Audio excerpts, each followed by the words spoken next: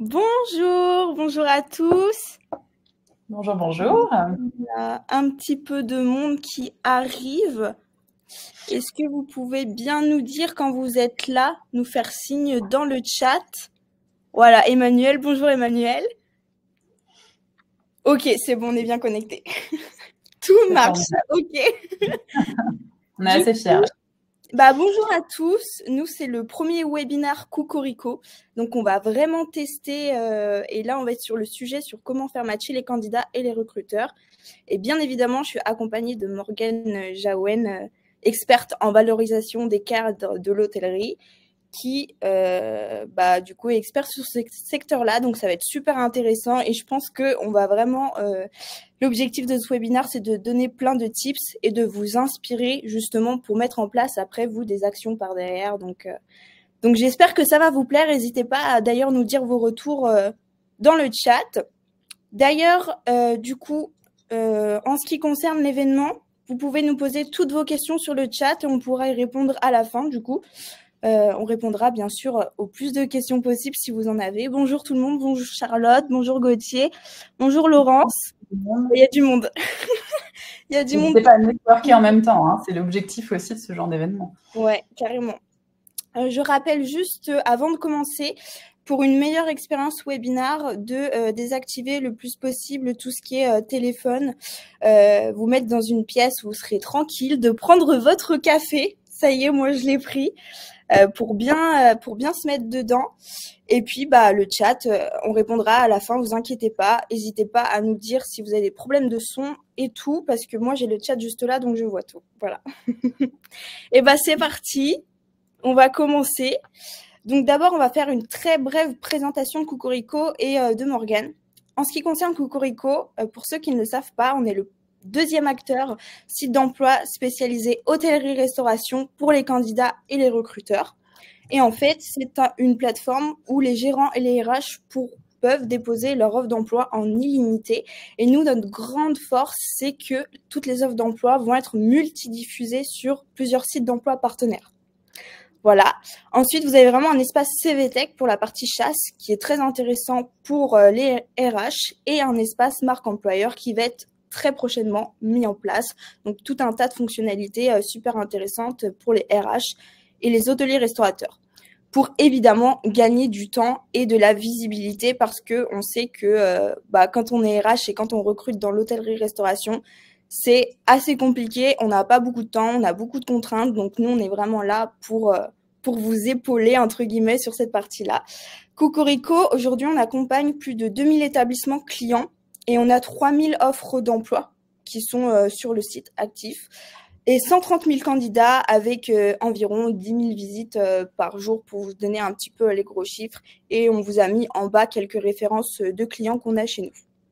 Voilà, maintenant, je vais laisser Morgane se présenter. Ouais, merci Mallory. Donc effectivement, donc je suis, comme tu l'as indiqué, consultante en valorisation professionnelle. Ça fait 4 ans. Précédemment, j'ai évolué dans des groupes assez connus dans l'hôtellerie, donc Accor et notamment les marques Mercure, Pullman, Sofitel. Le dernier poste que j'occupais, c'était responsable RH pour Cheval Blanc, sur Courchevel principalement, mais aussi normalement en soutien à Saint-Tropez. Et moi, ce qui me passionnait, quand on lit mon profil LinkedIn comme ça, on s'en rend peut-être pas compte, mais ce qui me passionnait, c'était vraiment la mobilité des talents. Comment on garde les bons une fois qu'on les a intégrés et comment on leur propose d'évoluer au sein du groupe ou au sein de l'hôtel. Et j'étais un peu frustrée parce que c'est vrai que quand on arrive à un poste de responsable RH, on a beaucoup d'autres choses à gérer, le disciplinaire, le politiquement correct, l'administratif, plein de choses, et que 10% qui étaient vraiment alliés à la mobilité des talents et à la gestion de leur carrière. Donc c'est pour ça qu'en 2020, j'ai quitté ce poste qui était relativement prestigieux, mais pour me mettre à mon compte en me disant, OK, qu'est-ce qui fait que quelqu'un a une promotion, qu'est-ce qui fait que quelqu'un a une carrière qui va vite dans l'hôtellerie-restauration? À la base, je pensais que c'était une cohérence entre écrit, oral, image et être tout à fait cohérent au quotidien. Puis depuis, j'ai développé un programme intensif individuel d'1 mois et je vous donnerai les clés de ce programme un peu plus tard. Et puis pour information, je forme aussi des étudiants donc en formation initiale sur des écoles comme l'AIM, qui est aujourd'hui, en tout cas depuis cette semaine, la première en termes de master en management hôtelier.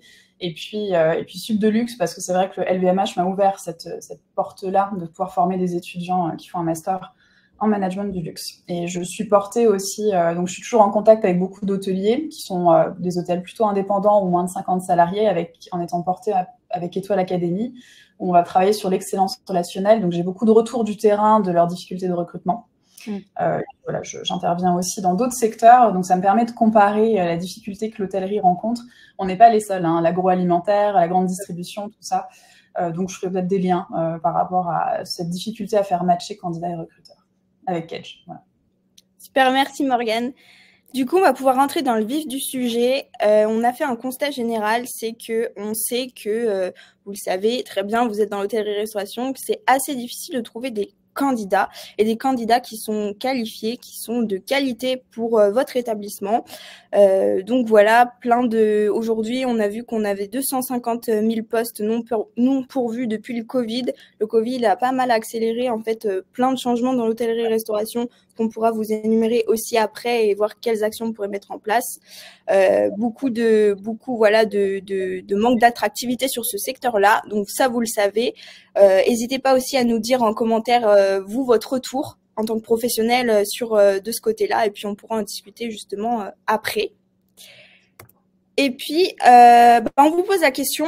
En commentaire, vous pouvez nous le dire directement dans le chat sur quel poste vous avez du mal à recruter si vous êtes un recruteur dans l'hôtellerie, et sur quel poste vous recherchez si vous êtes plutôt un candidat. Nous, ça nous intéresse aussi de savoir ça. Puis ça peut aussi permettre de créer des matchs en fait finalement entre les différentes personnes qui sont ici sur ce webinaire. Donc ça peut être intéressant. On regardera la réponse juste après. Ouais. Côté recruteur, en fait, on a constaté qu'il y a quand même pas mal de choses qui se mettent en place au niveau de l'hôtellerie, qui commencent à évoluer. C'est-à-dire qu'avant, par exemple, il n'y avait pas beaucoup de personnes qui avaient en place un site internet. Maintenant, de plus en plus, quand même, ont un site internet et sont également présents sur les réseaux sociaux. On va parler de storytelling tout à l'heure, mais c'est super important de mettre en avant en fait son image de marque. Vous le savez, en tant que RH, au niveau de la marque employeur, de se mettre en avant pour pouvoir attirer les talents. Également, on fait un peu plus attention aux avis en tant que recruteur, aux avis qui sont sur Google ou autres, et on essaye de mettre de plus en plus en place des avantages pour les personnes qui vont travailler directement dans les établissements, que ce soit les permanents et les saisonniers. Donc, on constate quand même que ça tend à évoluer doucement, mais c'est le moment de prendre le coche. Voilà. Surtout avec la saison estivale qui arrive, je pense qu'il y a plein de choses à mettre en place. Voilà. Et côté candidat, également, ce qui est beaucoup attendu, c'est pas une grande surprise, mais la revalorisation des salaires. Donc, c'est pas toujours évident, mais c'est vraiment super important. Et surtout, ce qu'ils veulent, c'est de la transparence. Soyez honnête avec eux. Dites-leur, même si c'est un salaire qui est assez correct, qui est pas hyper élevé, en fait, c'est important d'être hyper transparent pour que le candidat puisse se projeter. Aussi, beaucoup d'attentes au niveau de l'équilibre pro et perso. Évidemment, on entre dans une génération où on a envie d'avoir un équilibre entre le pro et le perso, donc ça, super important. Et également l'ambiance de travail qu'on a envie de voir pour pouvoir plus facilement se projeter. Donc ça, on va pouvoir en parler tout à l'heure. Je vais laisser la parole à Morgane sur le côté des attentes des candidats, parce qu'elle est spécialiste sur le sujet. Alors, spécialiste, en tout cas, c'est vrai que quand j'étais candidate moi-même, c'est honnêtement ce que j'attendais.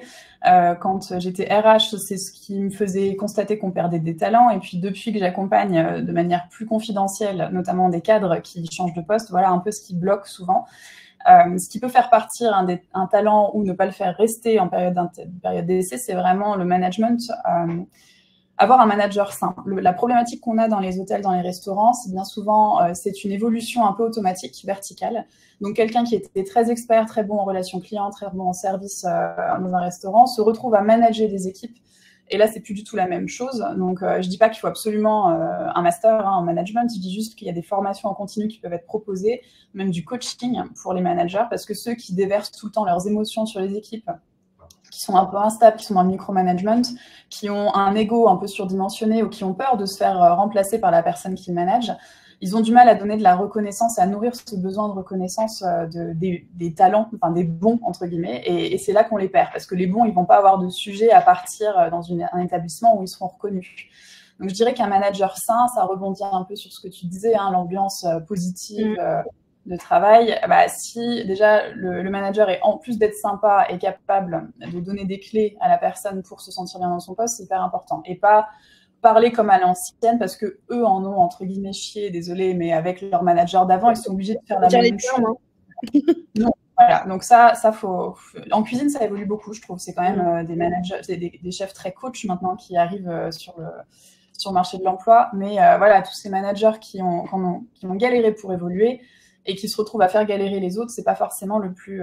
C'est l'opposé de toxique. Hein. Donc voilà, ce qu'on attend, c'est quelqu'un de sain, et c'est une des premières raisons pour lesquelles on quitte un poste. On quitte une personne par un hôtel, généralement. Un poste évolutif, parce qu'on a tous besoin d'apprendre. En tout cas, ceux qui vont être bons, ils vont vite s'ennuyer. Moi, c'est ce qu'ils me disent. Hein. J'ai fait le tour en 2 ans. Ils ont souvent peur que ces 2 ans sur le CV soient pas vendables après, pour l'employeur d'après, mais c'est faux. Il y a énorme. Quand vous regardez les profils LinkedIn, 2-3 ans, c'est la moyenne de changement de poste. Donc, en fait, quand vous recrutez un réceptionniste, demandez-vous comment est-ce que vous lui proposez d'être chef de brigade d'ici 1 an et demi, 2 ans, intégrer un programme de formation, que ce soit du mentorat, des expériences. Quand vous avez un gouvernant général, demandez-vous comment vous pouvez structurer l'hôtel pour devenir responsable hébergement après. Parce qu'en fait, on les perd, ces gens-là, assez vite, une fois qu'ils se sont ennuyés sur le poste. Donc, toujours apprendre et essayer de se dire, quand vous mettez une annonce sur un job board, peut-être faire une ligne sur l'évolution qui va après, et donc mettre en place des choses pour les former. Et un planning respectueux, ce que j'appelle le besoin de repos, ce que tu as appelé l'équilibre vie pro, vie perso. Ouais. En fait, que ce soit se fixer des jours de fermeture pour un restaurant pour être sûr que tout le monde a ses 2 jours. Ça, il y a beaucoup de gens qui le font déjà. Hein. Mais surtout un planning mensuel, voire bimensuel. Savoir à l'avance quand est-ce qu'on est off pour pouvoir s'organiser des jours en famille, des jours avec des amis, des sorties. Et pas être en train de dire « Désolé, il faut que j'attende jeudi pour connaître mon planning de la semaine prochaine ». Je pense que c'est physiquement, mentalement très fatigant.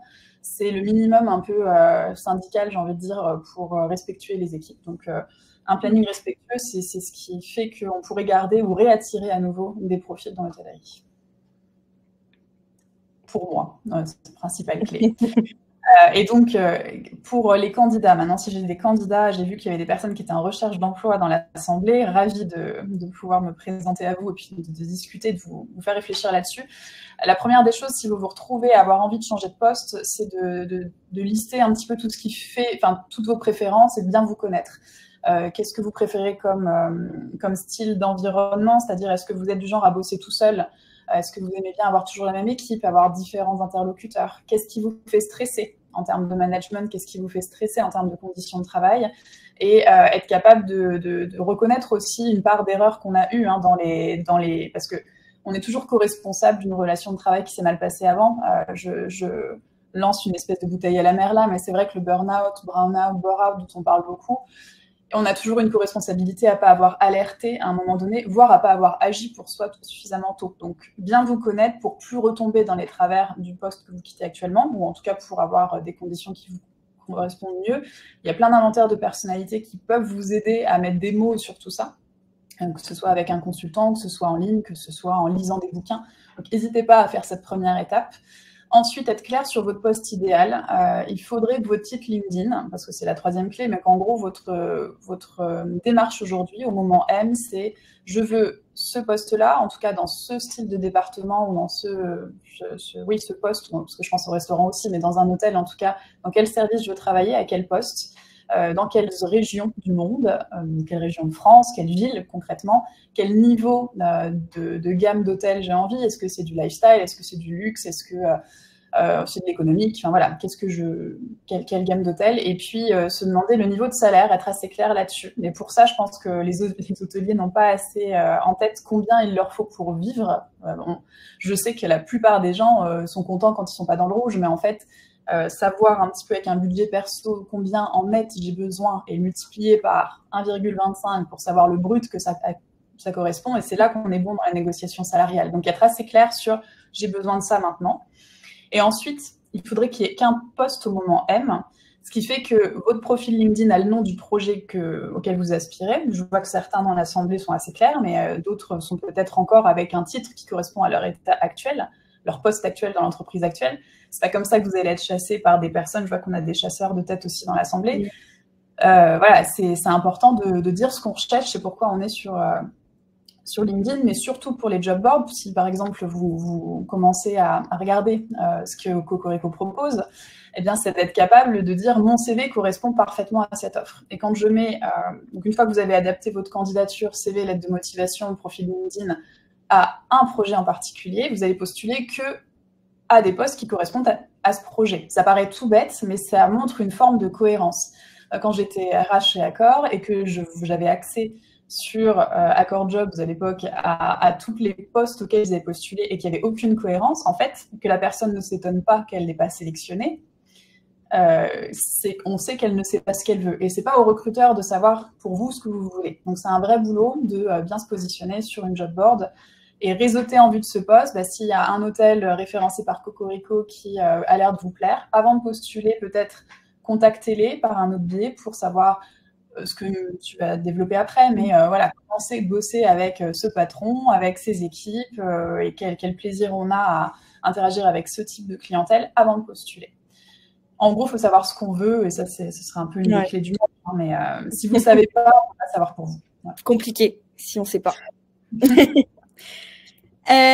Du coup, pour la partie recruteur, vraiment, aujourd'hui, on connaît vos attentes. Nous, chez Cocorico, on sait que vous avez envie de gagner impérativement du temps, que vous avez envie d'être visible le plus rapidement possible et avoir des candidats qualifiés sur les postes que vous demandez. Et c'est pour ça qu'il y a plein de choses qu'on peut mettre en place pour justement arriver à avoir des candidats qui sont qualifiés tout en gagnant du temps et en visibilité aussi. Alors, les premières clés pour se valoriser. En fait, moi, pourquoi je prends la parole aujourd'hui? Parce que je suis allée beaucoup dans les établissements, hôtels et restaurants pour discuter justement avec les candidats. Et en fait, ce qui est le plus souvent reproché, c'est qu'il y a un manque vraiment de culture et d'identité de l'établissement. C'est-à-dire que on comprend pas vraiment pourquoi cet établissement-là il existe, quelles sont ses valeurs et du coup on a du mal à se projeter en fait. Également il y a un énorme manque pour certains sur les réseaux sociaux, ce qui n'aide pas du tout les candidats en fait à se dire l'ambiance est sympa, ce qu'ils proposent c'est sympa, tiens je vais aller postuler là-bas et du coup ça c'est un manque aussi à gagner. Et également les offres d'emploi qui sont pas du tout compétitives. Nous, on voit énormément d'offres d'emploi où il y a seulement une ligne de marqué comment vous voulez que les candidats se projettent avec seulement une ligne sur l'offre d'emploi. C'est juste impossible. Donc, en fait, c'est pour ça que j'ai mis un aparté là juste en dessous, jarvis.com. Nous, on a un outil qui permet de rédiger très rapidement, en 2 secondes, une offre d'emploi. Si jamais vous voulez l'info, elle est juste là. Voilà. Ensuite, donc en fait, ça, c'est vraiment les 3 points super importants. Donc, d'abord, on se construit une culture de l'établissement, ses visions, sa valeur, qu'est-ce qu'elle apporte et qu'est-ce qu'on veut refléter, du coup, comme identité. Ensuite, on bosse bien les réseaux sociaux et l'e-réputation. Les réseaux sociaux, ça peut être aussi le site internet, site internet et tout ce qui va autour. Donc, on se fait accompagner. On a des équipes pour ça normalement. Sinon, on essaye de le faire soi-même, mais en général, on arrive quand même à faire des choses plutôt pas mal. Moi, j'en vois sur les réseaux sociaux qui sont vraiment pas mal. Je vous montrerai un exemple juste après. Donc, on essaye vraiment d'avoir déjà ces 2 points pour pouvoir ensuite construire une offre d'emploi qui va être compétitive et avec, s'il vous plaît, un process de recrutement clair et simple dans le sens où ce qu'il faudrait noter en fait en général dans une offre d'emploi, c'est comment derrière vous allez recontacter la personne par exemple, la personne qui va postuler à l'emploi. Ça c'est super important de le notifier et comment ça va se passer pour que le candidat il évite de perdre son temps. tout simplement, et que ce soit pas trop long. En général, on a l'habitude des process de recrutement qui sont super longs. Essayez vraiment de gagner du temps de ce côté-là, ça peut être bénéfique et on peut aller plus vite et gagner des candidats qui sont potentiellement très intéressés. Voilà. Donc, les phases actionnables. Donc, je fais juste un petit récap, hein, mais c'est pour vous. Comme ça, après, vous pouvez choper des petits tips pour directement mettre en place des actions. Donc, se créer une culture. Donc, la culture, les visions, la valeur, le storytelling. Je ne sais pas si ça parle à tout le monde, mais c'est le fait de raconter une histoire sur votre établissement. Ça peut être aussi l'histoire de votre équipe. Qu'est-ce qui se passe? On a envie de voir les coulisses quand on est candidat. On a envie de voir comment ça se passe vraiment au quotidien. Et surtout, on a envie de voir de la transparence. On a vraiment envie de voir la réalité. Ça sert à rien de mentir, en fait. De toute façon, si le candidat va venir dans votre établissement après, qu'il se rend compte que finalement, c'est pas du tout ce à quoi il avait espéré et ce à quoi il avait vu sur les réseaux sociaux, c'est pas la peine. Parce que du coup, après, ça donne une très, très mauvaise image. Beaucoup aussi insistent sur la diversité et l'inclusion qui est très importante en 2024. J'allais dire 2023, mais non, 2024. Ça y est. Et puis, alors, ce qui est très intéressant aussi également, j'en vois de plus en plus, on voit souvent les mêmes, par exemple, si vous avez dans votre hôtel un maître d'hôtel, un réceptionniste, un barman, un cuisinier, etc. En général, vous avez toujours une ou deux personnes qui sont OK pour prendre la parole sur les réseaux sociaux et être filmées. On va parler de la vidéo juste après, mais en général, c'est bien de choisir au moins 1 ou 2 ambassadeurs, 3 ambassadeurs, on va dire, de la marque, qui sont des employés pour pouvoir parler de leur métier et communiquer justement sur ces choses-là pour que justement les candidats puissent se projeter plus facilement. Et ensuite, l'offre d'emploi, comme je le disais, super important d'énumérer les avantages du poste, les opportunités et les opportunités surtout de carrière en fait. Également le salaire. Alors le salaire, on le voit, mais on le voit vraiment pas souvent. Il faut impérativement le mettre, même si c'est pas forcément des salaires qui sont mirobolants. C'est super important et comme ça, le candidat, il va directement savoir si ça vaut la peine de postuler ou non et ça évite de perdre du temps des deux côtés. Et ça, c'est super intéressant. Parce que les RH, après, qui perdent du temps à trier tous les CV, aussi, ça peut être chiant.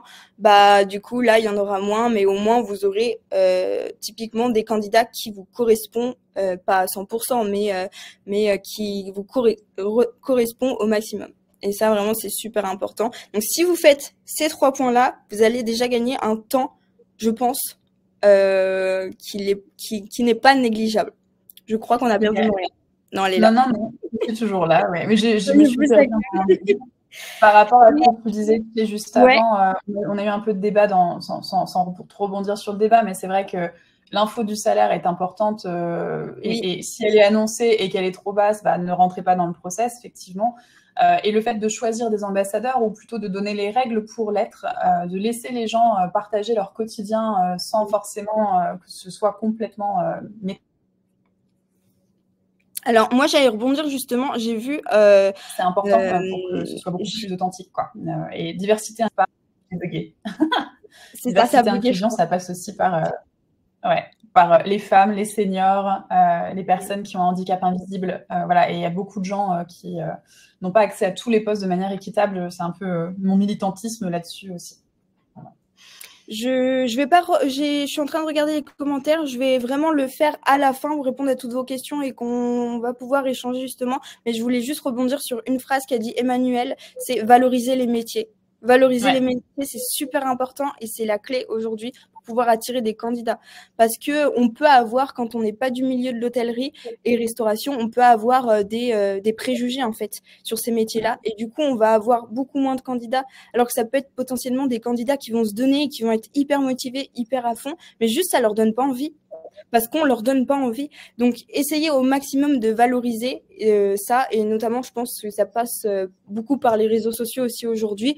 On dit que 97% des candidats se renseignent avant, du coup, de postuler, ce qui est logique en même temps, j'ai envie de dire. Mais du coup, ce qui est vraiment une preuve qu'il faut accélérer sur les réseaux sociaux parce qu'ils vont d'abord en priorité aller là maintenant aujourd'hui. Je voulais vous donner un exemple concret d'un client chez nous qui est le Byblos à Saint-Tropez. Alors, le Biblos, c'est un exemple que j'adore parce qu'ils réunissent vraiment toutes les cases qu'on a dit depuis le départ. Et c'est super intéressant parce que c'est possible de faire tout ce qu'on vous a énuméré. Donc, c'est pour ça que je voulais en parler un petit peu avec vous. Au niveau de la réputation d'établissement, donc certes, c'est à Saint-Tropez, c'est huppé, on a envie d'aller bosser parce qu'il fait chaud, c'est dans le sud, etc. Ok, mais il y a quand même une image qui est construite autour de l'établissement. C'est-à-dire que sur les réseaux sociaux, par exemple, vous allez voir beaucoup les employés qui vont être mis en avant. Donc, c'est-à-dire que on va aller les saluer, on va montrer un petit peu l'ambiance complètement, on va aller s'immerger. Moi, ce que je fais vraiment dans les établissements, c'est des immersions, donc on va aller s'immerger vraiment à 100% dans l'établissement et au cœur des équipes. Surtout parce que c'est bien beau de montrer en fait l'établissement, comment il est beau, on a des beaux canapés, on a des belles chambres, etc. Mais en fait, ce qu'on veut voir, c'est l'équipe. Le plus important, c'est l'équipe. Ouais. C'est l'équipe en premier lieu, et après effectivement on voit le tout autour, mais ça passe par là. Donc le biblos en fait, donc c'est la biblos attitude comme ils aiment bien s'appeler, c'est-à-dire que on va complètement se projeter, en fait, on va adopter en fait cette identité-là, et on va pouvoir se projeter. On sait que si on va postuler dans cet établissement et si on est pris, on sait que on aura la biblos attitude. Vous voyez, on sait que on est vraiment immergé en fait dans cet univers-là, et clairement ça donne vraiment envie pour le coup, même si c'est pas vous avez pas un établissement qui est super huppé, super élégant, etc. Vous avez votre propre identité, vous pouvez essayer de construire quelque chose par rapport à ça, même si c'est un petit hôtel. Il y a plein de choses à faire, et également au niveau de l'offre d'emploi, je la trouve super intéressante parce qu'il y a tout. Alors là, je vous ai pris juste des petits bouts, mais vraiment, il y a tout. Le salaire, il est là, paf, il est indiqué, il est posé.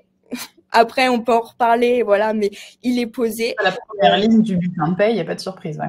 C'est ça, voilà, c'est ça. Et surtout, il y a une description de l'établissement. On a envie de savoir aussi, en tant que candidat, où on va poser les pieds. Donc, au maximum d'avoir des infos sur l'établissement, c'est bien.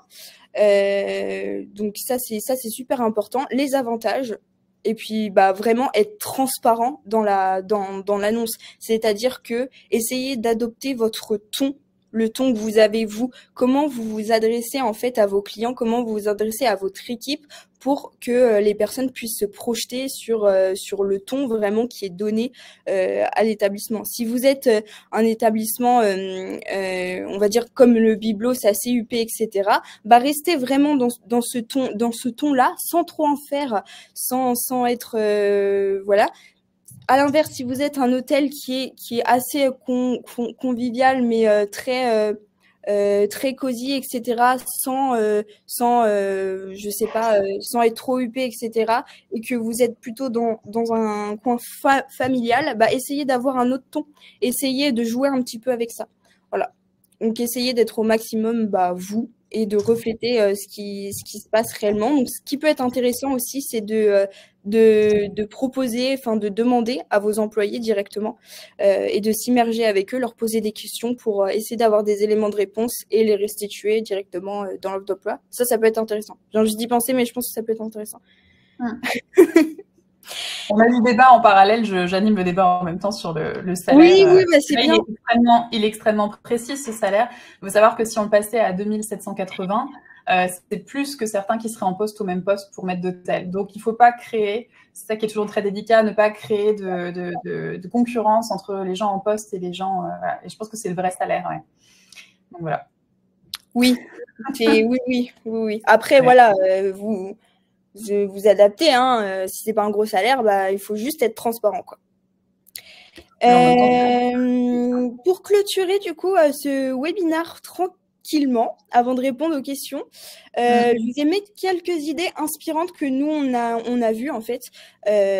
Donc on a vu également, j'ai trouvé une idée très intéressante, c'est que au sein de l'établissement, donc ça vous pouvez le communiquer au sein de l'établissement, d'un établissement du groupe Art et Loge, en fait vous avez des événements qui sont prévus 1 à 2 fois par an pour justement que les employés sont tirés au sort pour gagner un repas avec la direction. Donc ça, c'est des choses intéressantes à mettre en place et à communiquer aussi pour montrer qu'il y a une véritable cohésion et qu'il y a une véritable ambiance entre justement la direction et les employés, qu'il n'y ait pas un énorme fossé, quoi.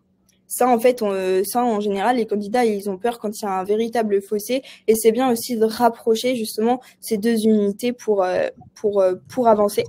Donc là, je vous ai mis quelques idées inspirantes. Si jamais vous, ça peut vous donner des idées, ce sera super. Donc, voilà, quelques idées inspirantes.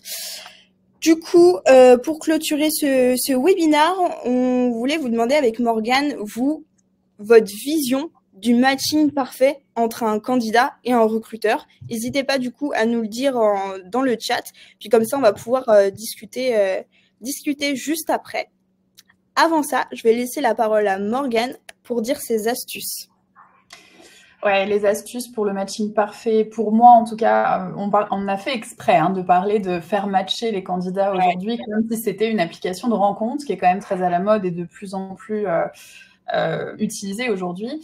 Une job board, c'est un peu pareil, c'est un lieu où il y a des différents acteurs qui viennent se rencontrer.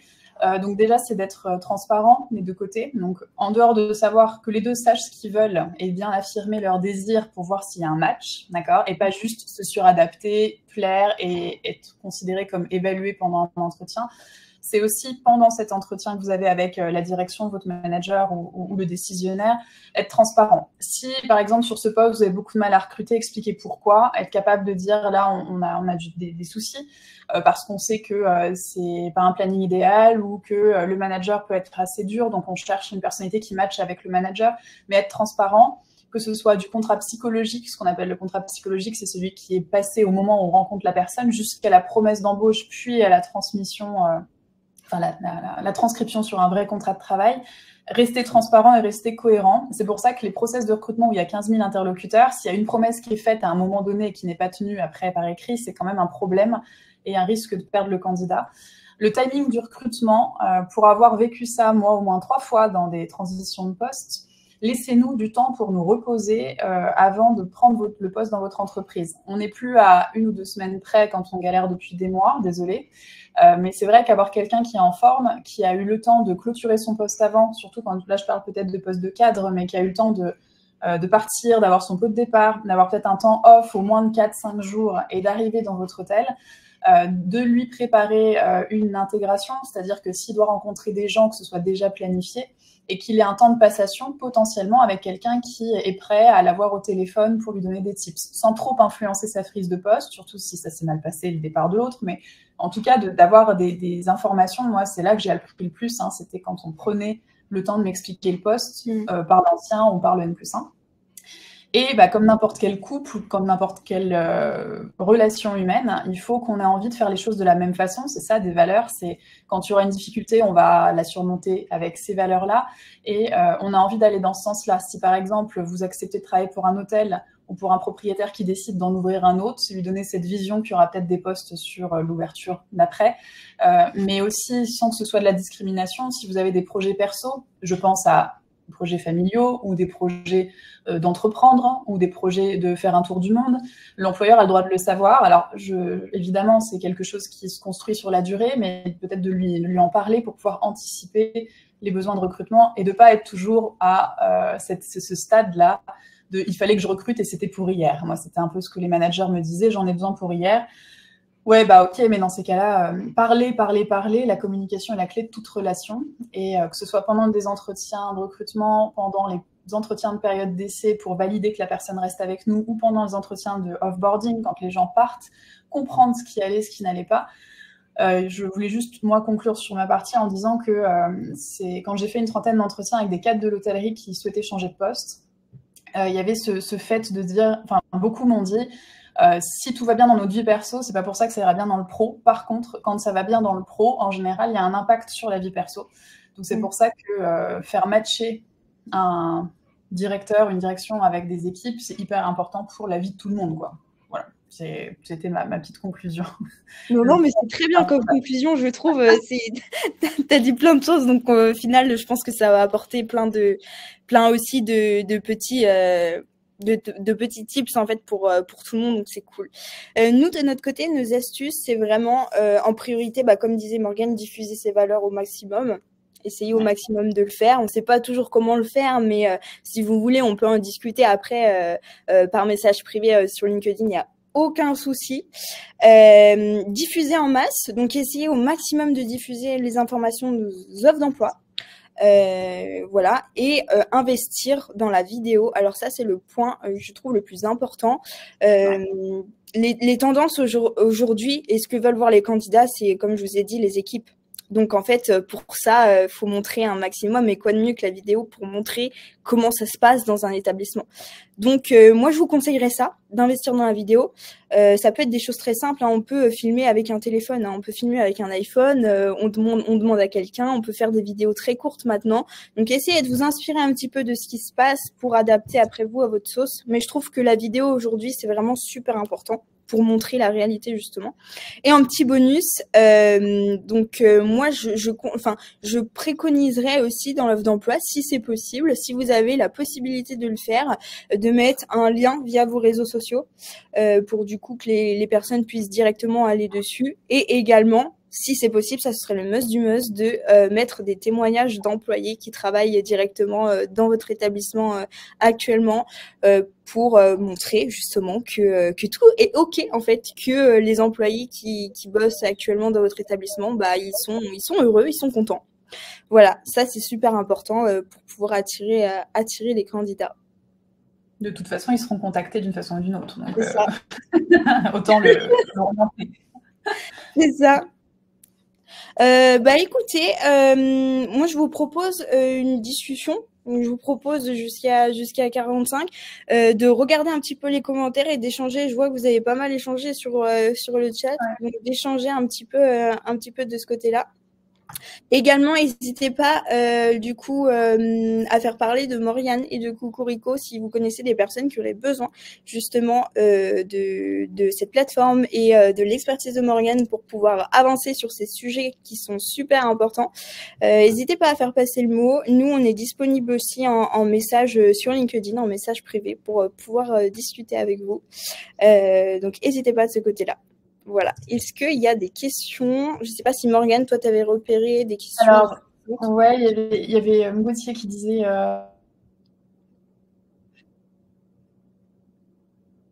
essayer de répondre au fur et à mesure à certaines choses pour pas forcément parce que en replay, les gens n'auront peut-être pas accès à tout le contenu, mais là, Gauthier disait par exemple qu'on ne va pas dire clairement que le manager va vous mener la vie dure. Honnêtement, si, à un moment donné, il va falloir le dire parce que de toute façon, ça sert à rien de dire tout va bien, le gars est gentil, alors qu'en fait, le gars a légèrement du mal à gérer ses émotions. C'est peut-être là qu'il faut prendre quelqu'un de plus senior, c'est peut-être là qu'il faut aussi prendre quelqu'un qui a plus de maturité. Le manager, s'il fait son travail, vous ne pouvez pas le virer, entre guillemets, donc il va falloir faire avec. Moi, je préfère qu'on me dise son canal de communication, s'il est directif, s'il est dans l'information, s'il est dans le micromanagement. Et de aussi les faire se rencontrer. Ça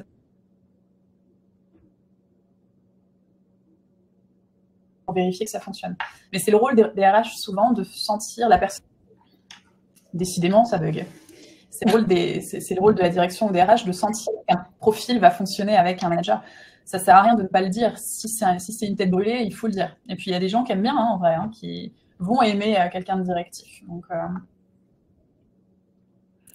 Ah oui, j'aime bien aussi Arthur qui dit... on parlait de l'IA aussi, l'intelligence artificielle par une IA. Alors, c'est de plus en plus utilisé. Je ne sais pas pourquoi ma connexion bug comme ça. C'est de plus en plus utilisé et c'est là qu'il faut aussi avoir un CV qui est bien lu par l'intelligence artificielle, qui soit bien en phase avec votre projet. Moi, c'est ce que j'accompagne mes clients à faire, surtout quand les grands groupes utilisent ce logiciel-là ou sur certaines plateformes. Ça fait gagner du temps quand on a la chance d'avoir plein de candidatures. Les LVMH, par exemple, va aussi avoir une lecture un petit peu des CV automatiques. Ça fait quand même une présélection. Si on était clair sur nos critères, si la personne n'est pas claire sur ses critères sur le CV, heureusement qu'il y a un petit peu de ça. Ça fait quand même gagner du temps. Maintenant, sur des hôtels indépendants, on n'a peut-être pas ce luxe de sélectionner 50 candidatures, donc on va toutes les lire. Mais moi, je trouve que ça fait quand même... ça fait quand même gagner du temps. Maintenant, le networking, réseauter, se faire connaître et se faire recommander, c'est quand même très ancré dans la culture de l'hôtellerie pour certains postes. Quand on est senior, il faut peut-être passer par autre chose que juste des job boards. Je suis désolée, ça fait pas de la pub pour Cocorico là tout de suite, mais en tout cas, il y a deux actions à faire en même temps. C'est regarder les offres et se débrouiller pour que notre CV soit posé sur la pile malgré tout, d'une autre façon aussi. Surtout dans l'hôtellerie, on est quand même sur une prise de contact facilitée, quoi. C'est ça. CV, une page sans fioritus, froid, direct, ouais, c'est ça. Et j'inviterai même mes clients, je leur demande de faire un CV où la mise en page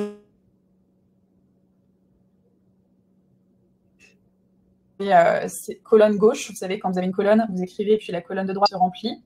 J'en ai marre de cette connexion, se remplit, parce que au moins le texte est lu dans le bon ordre. Alors que quand vous faites sur Canva ou vous faites sur des structures où il y a beaucoup de zones de texte, en fait, il ne comprend pas la période d'expérience ou l'année du diplôme et c'est mal lu. Donc, faites simple, faites efficace, faites froid sur un CV. Ce qui compte, c'est que ce soit clair, quoi. Et ça va permettre, en tant que recruteur, de gagner vachement de temps. Plus important. Après, sur LinkedIn, vous pouvez tout détailler de toute façon. Donc, c'est important d'avoir un clair. Oui, Hugo, l'IA ne remplacera jamais le RH. Moi, je dirais même, ce qui compte, c'est que le manager et le recruté, enfin le candidat, aient envie de bosser ensemble. Les ressources humaines, c'est important, mais ce qui va compter, c'est quand même que le manager soit là jour 1, soit présent et pas oublie que vous arrivez parce que c'est les RH qui ont géré l'intégration. Donc, c'est juste vous décidez de travailler avec quelqu'un. C'est un engagement, c'est une relation humaine, quoi. C'est la base, en fait. Il y a des gens qui oublient ça, qu'on est juste en train de mettre des personnes sur des plannings, mais c'est beaucoup plus que ça. Et une fois qu'on a compris ça, une fois qu'on s'intéresse à leur date d'anniversaire, une fois qu'on s'intéresse à ce dont ils ont envie dans la vie aussi, ou à leur centre d'intérêt, et on peut avoir beaucoup plus que juste, tiens, fais le check-in. Voilà. Il y a beaucoup plus qui se passe. Puis les seins de l'hôtellerie-restauration. J'ai aussi Arthur qui nous dit il faut éviter de mettre en avantage des obligations légales, exemple 50% du forfait transport, heures sup payées, etc., etc. J'avoue que ça peut donner une mauvaise image en fait. Le fait de le dire alors que c'est censé être obligatoire, pourquoi le mentionner? En fait, il faut vraiment mettre des avantages qui sont propres à votre établissement que les autres ne font pas forcément pour leurs employés. C'est pas juste mettre c'est intéressant, mais il faut éviter de mettre ça ou que ça quoi dans une offre d'emploi. Ouais. Il y a du débat autour du sujet. On voit qu'il y a différents profils. C'est intéressant même de noter les noms pour vous, les gens qui viennent d'interagir sur le webinaire, pour peut-être garder contact sur LinkedIn. Vous avez l'air d'avoir des valeurs communes. Le mot valeur étant important pour Cocorico et moi, apparemment. C'est intéressant de garder contact et d'en discuter et de regarder ce que Cocorico propose. Moi, je voulais valoriser le travail de Mallory. Si on fait ce webinaire aujourd'hui, c'est qu'elle avait une façon d'interagir authentiquement avec des gens qui font ce métier. Quand on parlait de valorisation du métier, il n'y a pas besoin d'avoir, quand on disait investir dans la vidéo, c'est pas forcément avoir d'investir sur un vrai vidéaste. C'est aussi, on a tous des téléphones, on peut utiliser une perche et puis filmer la réalité. C'est pas de mettre des paillettes dans les yeux, c'est juste de montrer la réalité. Et de mettre de l'humour. Je pense que ça, c'est un point commun avec beaucoup de restaurateurs, d'hôteliers. On aime l'humour, on est bon vivant, l'épicurisme, etc. Enfin, être épicurien, c'est ça qu'on veut montrer aussi. Et c'est pas juste des photos de design, d'ambiance client, c'est aussi parfois aller dans les coulisses du spectacle. J'aime bien dire qu'il y a un côté très... parfois c'est vraiment le palais de Versailles en termes d'hôtel, et puis c'est Les Misérables de Victor Hugo dans les coulisses, quoi. Donc faut aussi montrer que l'employeur a investi un petit peu pour qu'on crée des conditions de travail sympas, et pourquoi pas ouvrir les espaces clients aux salariés, ce que certains hôtels comme Zoku par exemple fait. Il n'y a plus de bureau, il n'y a plus de back-office, donc dans une moindre mesure leur permettre de déjeuner au restaurant, de se mélanger. Après, à voir en termes de règles, mais il y a beaucoup de gens qui innovent là-dessus pour proposer un parallélisme entre l'expérience client et l'expérience collaborateur. Traiter tout le monde de la même façon et avec le même respect, surtout. Oui, c'est important. Ça paraît logique, mais en vrai, il faut que ce soit plus présent, je pense. Si les hôtels et les restaurants ont du mal à recruter, c'est que c'est pas encore assez ancré, justement. Donc, c'est le moment de vous lancer. Vous êtes assez chaud, donc c'est le moment de se lancer. D'ailleurs, n'hésitez pas à nous faire votre retour sur le webinaire, parce que c'est très intéressant pour nous. C'est vraiment le premier qu'on fait, que ce soit de notre côté chez Cocorico ou avec Morgane. C'est vraiment notre premier des deux côtés. Donc, on aimerait vraiment avoir votre avis. Est-ce qu'on a assez détaillé les choses? Est-ce que on a été clair? Est-ce que vous avez besoin de plus d'informations? Aussi, n'hésitez pas sur LinkedIn, on peut en discuter par message. Donc, j'essaie de regarder en même temps un petit peu les commentaires. Là, il y a des personnes qui mettent leur lien. On avait, comme je disais, des chasseurs de tête aujourd'hui qui étaient présents. Donc, il y a des maps qui se font, tout à fait. L'info, l'idée avec laquelle vous repartez peut-être aujourd'hui, ça peut peut-être être la dernière question qu'on vous pose. L'idée que vous n'aviez pas eue ou la prise de conscience qui va avec ce webinaire. Et comme ça, on vous laisse repartir boosté, ou en tout cas conscient de l'importance du match entre candidats et recruteurs. On a un très sympa, on est très content. Merci Stéphane. Ok, c'est rassurant. Parce que quand c'est le premier, j'avoue, c'est un peu stressant. Avec toi, Mallory, ça va être sympa, c'était sûr. Il n'y a pas de sujet. Non, voilà, le but, c'est que je voulais faire un truc vraiment sympa, où on puisse discuter, où les gens puissent aussi donner leur avis, parce que c'est ça qui est important, quoi. C'est pas juste balancer des infos comme ça. Merci, Maïta. Ouais. Qu'est-ce que j'allais dire? Bah, écoutez, moi, je vois pas. Il y a plein de choses qui ont été dites qui sont super intéressantes. Donc, n'hésitez pas aussi à parler en vous, à faire des matchings. Je sais pas s'il y a des candidats. Il y a beaucoup de recruteurs, mais les candidats, je sais pas. Il y en avait Stéphane, je crois. Voilà, Stéphane. Ouais. Ok, bah super. Je vais voir, normalement on va pouvoir regarder le chat pour aller voir les différents profils, etc. Mais voilà, n'hésitez pas en tout cas à nous dire votre retour. Nous, on est disponible sur LinkedIn en message privé. Tout à fait. Donc voilà. Et oui, Emmanuel, les piqûres de rappel qui font pas de mal des fois. Après, voilà. On a essayé de vous donner des exemples. Vous, l'objectif, c'est vraiment d'être inspiré maintenant et de repartir avec déjà des petites idées d'actions qui peuvent être mises en place par rapport à ça, parce que en tant que RH, on ne peut pas penser à tout. Hein, on le sait, vous êtes au four et au moulin. Vous avez plein de choses à traiter. Donc, l'objectif, c'est d'aller au point central et ensuite de découler des actions qui peuvent être intéressantes, évidemment, pour votre établissement. Donc, voilà. Ouais, bah, écoutez, n'hésitez pas aussi à nous dire dans le chat si vous avez d'autres idées autour de l'hôtellerie-restauration et du recrutement, de sujets qu'on pourrait aborder pour les prochains webinars. On a très vite un prochain webinar le 21 mars avec Marianne Dondé, qui est experte RH et marque employeur sur les tendances au recrutement 2.0. Donc, n'hésitez pas à vous inscrire aussi. La communication va bientôt partir, mais j'en profite pour faire ça. Ça y est, on est lancé. On en a fait un. Maintenant, voilà, on a lancé la machine. Donc, n'hésitez pas à nous faire vos retours et à vous inscrire. Ça vous a plu. Et également, ça, je ne l'ai pas mentionné, mais effectivement, il y a un replay. Vous allez recevoir le replay par mail du webinar. Eh bien, écoutez, nous, on vous souhaite une très belle journée. Et n'hésitez pas, voilà, c'est ça. N'hésitez pas, très belle journée, très bon recrutement pour la saison qui arrive aussi bientôt. Et puis, n'hésitez pas à nous contacter. Nous, on est toujours présents pour vous accompagner. Merci à tous. Merci Morgane. Merci Mallory. Bye. À plus tard.